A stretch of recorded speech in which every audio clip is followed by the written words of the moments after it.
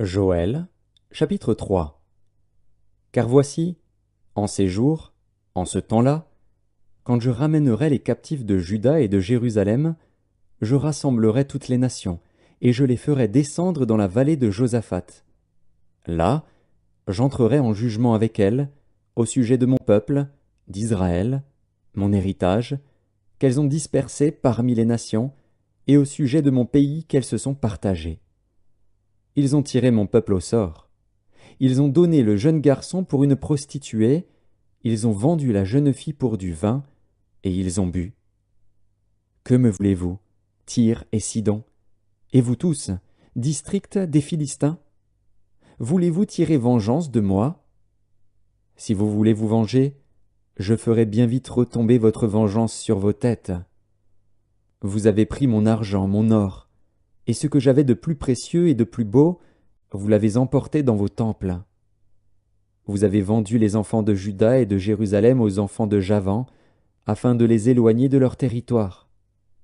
Voici, je les ferai revenir du lieu où vous les avez vendus, et je ferai retomber votre vengeance sur vos têtes. Je vendrai vos fils et vos filles aux enfants de Juda, et ils les vendront aux Sabéens, nation lointaine, car l'Éternel a parlé. Publiez ces choses parmi les nations, préparez la guerre, réveillez les héros, qu'ils s'approchent, qu'ils montent, tous les hommes de guerre. De vos hoyaux forgez des épées, et de vos serpes des lances. Que le faible dise, je suis fort. Hâtez-vous et venez, vous toutes, nations d'alentour, et rassemblez-vous. Là, ô Éternel, fais descendre tes héros. Que les nations se réveillent et qu'elles montent vers la vallée de Josaphat, car là je siégerai pour juger toutes les nations d'alentour. Saisissez la faucille, car la moisson est mûre. Venez, foulez, car le pressoir est plein. Les cuves regorgent. Car grande est leur méchanceté, c'est une multitude, dans la vallée du jugement. Car le jour de l'Éternel est proche, dans la vallée du jugement. Le soleil et la lune s'obscurcissent, et les étoiles retirent leur éclat.